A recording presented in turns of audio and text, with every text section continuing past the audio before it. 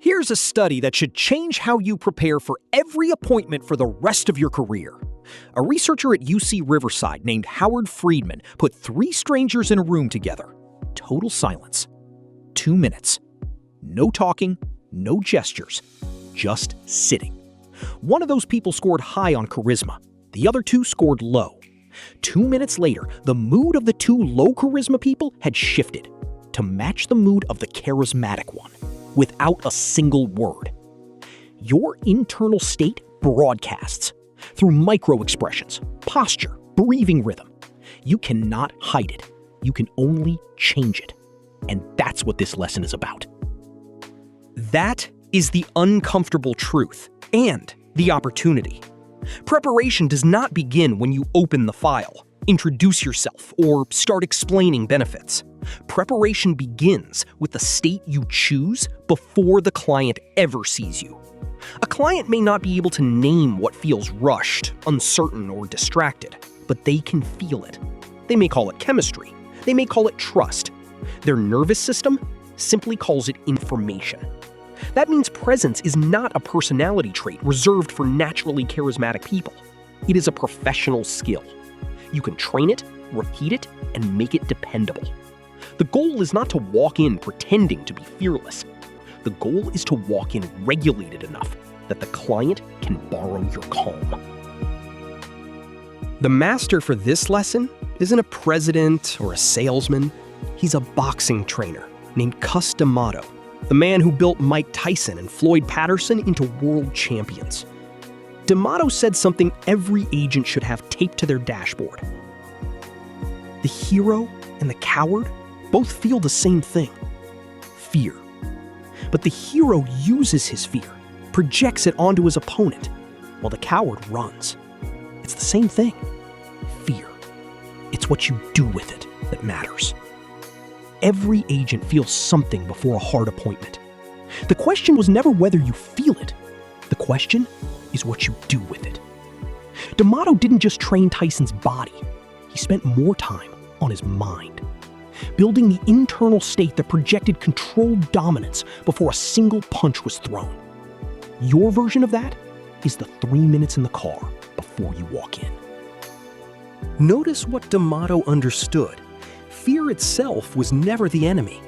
Unused fear was the problem. He treated fear as raw energy that needed direction. If the athlete let it scatter, it became hesitation. If the athlete gave it a purpose, it became focus. Insurance agents face a quieter version of that same choice. Before a difficult appointment, the energy may show up as a tight jaw, shallow breathing, over-explaining, or the urge to fill every second with words. You do not have to fight those sensations. You have to give them an assignment. Let the energy sharpen your listening. Let it slow your speech. Let it remind you that the person on the other side of the table deserves your full attention. Controlled presence is not domination. In our work, controlled presence means the client feels that somebody competent is here, somebody is paying attention, and somebody is not going to rush them. Here's the problem with how most agents arrive. They spend the last 5 minutes before an appointment reviewing files, checking GPS, rushing from the last meeting, so the state they carry to the door is scattered, slightly anxious, performing. And the client reads all of it. Not consciously, subconsciously. Within 90 seconds, the client's nervous system has registered yours and started to mirror it. If you're anxious, the room becomes anxious. If you're calm and focused, the room becomes calm and focused. You set the emotional weather. Every appointment, whether you mean to or not. So here's the protocol. I call it the 3-2-1. 3 minutes before you ring the bell. 3. Physical reset. Shoulders back. 3 slow breaths. Feel your feet on the floor. 2. Mental anchor. Say your mission out loud, alone in your car. My job today is one thing. Make sure this person has the right coverage for their actual life. That's it. 1. Project forward. Close your eyes for 10 seconds and see the appointment going well. See the client leaning in. See yourself calm and certain. That's not positive thinking. That's D'Amato's mental conditioning, applied to a Medicare appointment. Let us make the emotional weather idea concrete. Imagine two versions of the same appointment. In the first version, the agent pulls up late, checks the address twice, gathers papers while the phone is still buzzing, and walks to the door rehearsing a pitch. The client opens the door and sees a smile, but underneath the smile is speed. The agent talks quickly. The client asks more defensive questions. Both people leave feeling as if they had to work too hard. Now, run the same appointment again. This time, the agent arrives early enough to stop. The phone goes face down. The paperwork is organized before the car door opens. The agent takes 3 slow breaths, remembers the mission, and visualizes a calm conversation. The client opens the door and sees the same suit, the same materials, and the same plan options.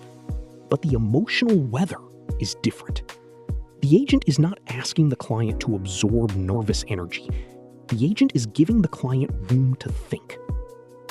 This is why every part of the 3-2-1 has a job. The physical reset interrupts the body's momentum. Shoulders back does not mean puffing up. It means creating space to breathe. A loose jaw keeps tension from leaking into the voice. Feet on the floor give your attention a physical address. Right here, right now. The mental anchor protects you from performing. The mission is not, I need this appointment to close. The mission is, I need to understand this person's actual life and help them make a sound coverage decision. When that is the mission, curiosity replaces pressure. You ask better questions because you are not racing toward your preferred answer.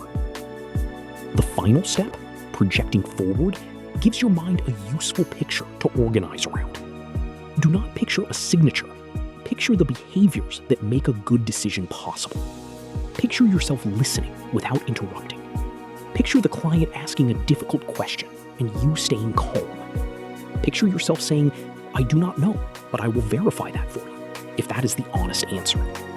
Picture a conversation that is clear, respectful, and unhurried. That is the future state you are rehearsing. Here's the full protocol, exactly as you'd run it in your car. Step 3, shoulders back, jaw loose. 3 slow breaths.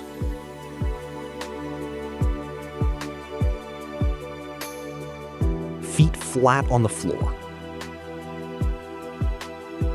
Step 2, say it out loud.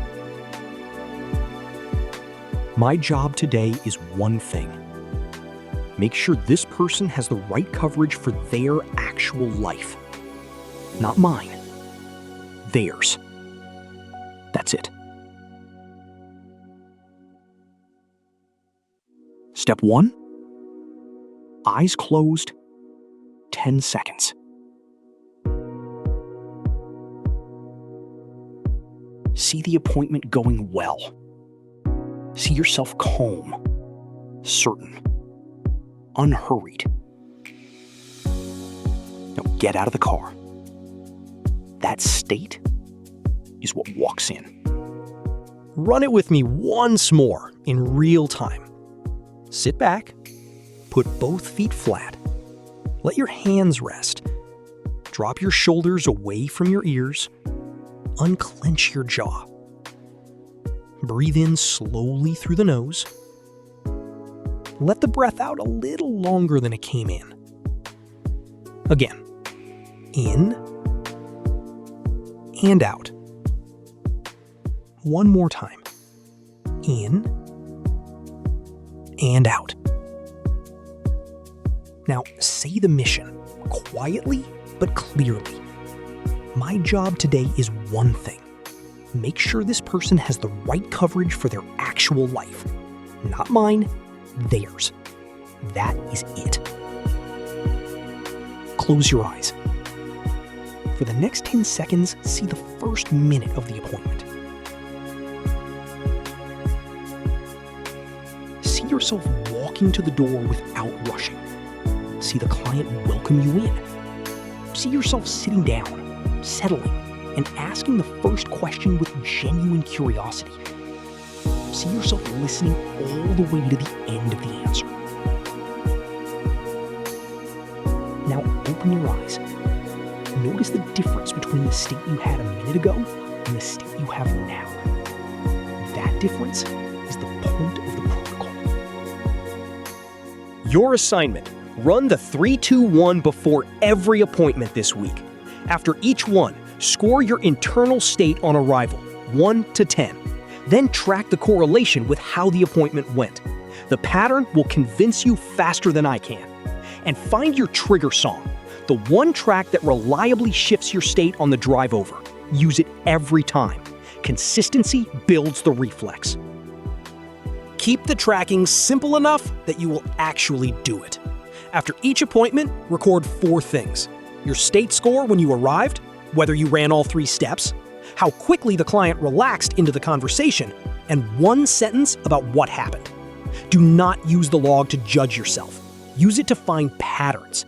You may discover that the protocol matters most on the appointment after a long drive. You may discover that your state drops when you are running 5 minutes late. You may notice that a particular trigger song gets you energized, but not grounded. If that happens, choose a different song. The right track should not make you feel invincible. It should make you feel available, steady, and ready to serve. At the end of the week, look back at the scores. Ask yourself, when I arrived at a 7 or higher, did I listen better? Did I speak more slowly? Did the client ask more honest questions? Those are the correlations that matter. Results will vary from appointment to appointment, but your preparation should become predictable. That is how a technique becomes a standard. One final distinction: charging your state does not mean manufacturing hype.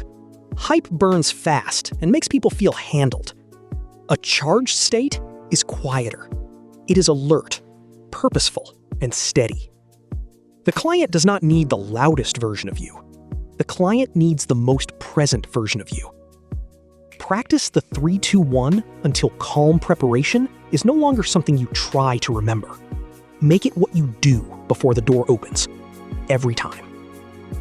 Your internal state is not private. It's broadcasting every second to everyone in the room. Charge it before you charge the room, or the room charges you first. Lesson 3, the voice. See you there.